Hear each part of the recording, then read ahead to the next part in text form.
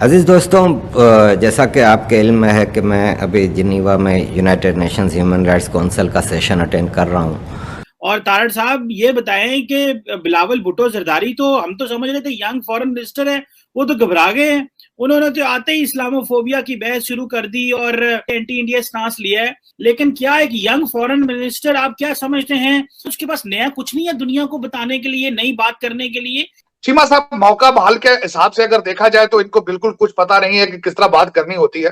मोदी साहब ने उन्होंने बेस बना दी है एससीओ में जाके, जब पुतिन को उन्होंने कहा है कि यह सदी अब जंगों वाली नहीं है। इसको कहते हैं मौके की मुनासबत से बात करना। एक बात इसमें से और यहाँ पे साथ साथ कहता चलूं कि अक़वाम मुत्तहिदा की बात चली ना, जयशंकर जो भारत के इस वक्त सारी दुनिया वहां मौजूद है। अक़वाम मुत्तहिदा का बड़ा बड़ा ये अहम वहां पे मामला चल रहे हैं दुनिया के। पहली बात तो ये है कि वहां पर भारत से हम शुरू करते हैं। भारत के जो वजीर खारजा हैं जयशंकर, वो अक़वाम मुत्तहिदा में मौजूद हैं। ज़ाहिर है वजीर आज़म मोदी नहीं है वहां पे। तो इस सारे सूरत हाल में एक बहुत ही ज़बरदस्त गेम चल रहा है। पाकिस्तान के बचने का तो अब कोई चांस है नहीं। खुद पाकिस्तान का प्राइम मिनिस्टर जब कहता है कि हम कहीं जाते हैं या किसी फ्रेंडली कंट्री को फ़ोन करते हैं तो वो कहता है पैसे मांगने आ गया। मैं इसको देख रहा हूं जिस तरह एक फेल स्टेट जो है वो फ्री फॉल पर हो, और जिस तरीके से वो बिहेव कर रही होती है अभी बिल्कुल सारे उसी तरह बिहेव कर रहे हैं, क्योंकि इमरान खान साहब से खौफजदा है। चीमा साहब, मौका बहाल के हिसाब से अगर देखा जाए तो इनको बिल्कुल कुछ पता नहीं है कि किस तरह बात करनी होती है। मोदी साहब ने देख लें कि यहाँ पे जयशंकर साहब ने अमेरिका आना था, मोदी साहब का भी कंफर्म नहीं है, लेकिन उन्होंने बेस बना दी है एससीओ में जाके, जब पुतिन को उन्होंने कहा है कि यह सदी अब जंगों वाली नहीं है। इसको कहते हैं मौके की मुनासबत से बात करना। अगर वेस्टर्न कंट्रीज की तरफ आ रहे हो तो वो बेस बना रहे हैं वहां पे। हमारे ये जो बच्चे हैं, इनको बच्चे ये नाबलद बच्चे हैं, इनको तो कोई अकल नहीं है ना। उनके सामने सिर्फ एक मसला है, आर्मी चीफ। और ये एक शर्मनाक एक वाकया है कि ना आपके पास खाने को कुछ है, ना बचाने को कुछ है। 4 करोड़ बंदा उजड़ गया है, लेकिन foreign policy doesn't exist, economic policy doesn't exist. Shahbaz Sharif sahab का देखें, 25 मील रेडियस की उनकी हुकूमत है, 70 वजीर है उनके। इनको आने नहीं चाहिए था यूनाइटेड नेशंस में। क्या लेने आना था? क्या कहेंगे यहां खड़े होकर? खैरात मांग रही है, वहीं से कह देते अल्लाह के नाम पे कुछ दे दें।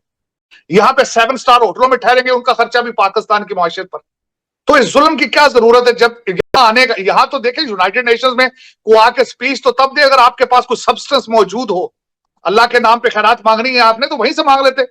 अजीज़ दोस्तों, जैसा कि आपके इल्म में है कि मैं अभी जिनीवा में United Nations human rights council का सेशन अटेंड कर रहा हूँ। यहाँ पे मुख्तलिफ मुल्कों के लोग, और मेन यहाँ पे जो काम होता है वो डिस्कशन होती है और आपस में एक ब्रेन स्टॉर्मिंग होती है मुख्तलिफ इश्यूज़ पे, मुख्तलिफ चीज़ों पे। पाकिस्तान इंडिया के हवाले से ये लोग हैं, उसमें मुख्तलिफ लोगों की मुख्तलिफ राय थी। उसमें एक मिसाल दी एक साहब ने कि मार्क टली था, एक मार्क टली नाम का एक जर्नलिस्ट था। तो यही बात वो साहब कह रहे थे कि आज इंडिया के मामलात बहुत ख़राब किए जा रहे हैं और ऐसे में पाकिस्तान बहुत ज़्यादा इंडिया में चीज़ों को मैनिपुलेट कर रहा है। ख़ास तौर पे उसने मिसाल दी कि असदुद्दीन अवैसी की आप जो ज़बान देखें तो वो 40s के जिना की ज़बान से ज़्यादा गंदी ज़बान इस्तेमाल कर रहा है। और इन लोगों को नज़र आ गया है कि ये इनका माई बाप पाकिस्तान जो है अब वो टूटने जा रहा है। तो ये कोशिश कर रहे हैं कि किसी तरह इंडिया में अपने लोगों के ज़रिए इंडिया में इंसर्जेंसी पैदा कराएं ताकि इंडिया उस मामले का फ़ायदा ना उठा सके। तो इस सारे सूरत हाल में एक बहुत ही ज़बरदस्त गेम चल रहा है।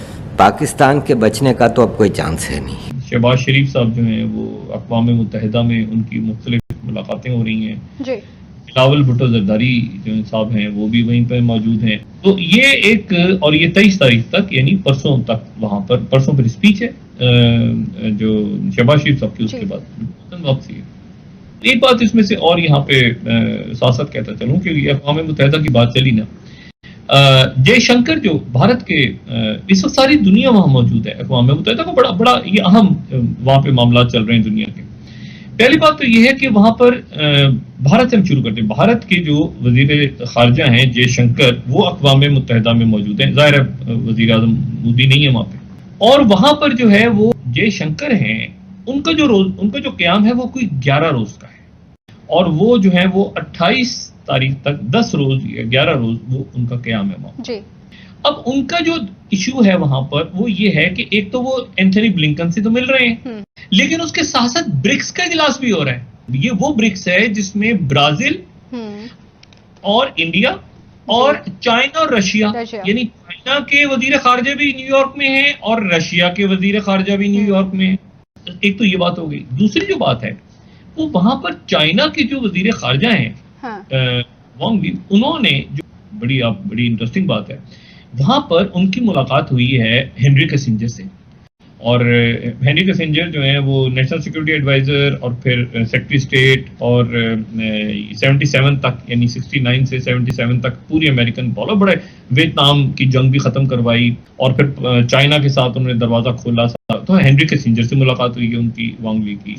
और साथ ही जो है वो चाइना ने बड़ा सख्त रिएक्ट किया है उस बात पे कि जो ताइवान के हवाले से सदर बाइडेन की स्पीच थी। अच्छा, अब मैंने कहा कि इस पूरा जो क्वाड और चाइना वाला खेल है ना, इसमें कहीं इंडिया को थोड़ा सा ऐसा लगता है कि वो जैसे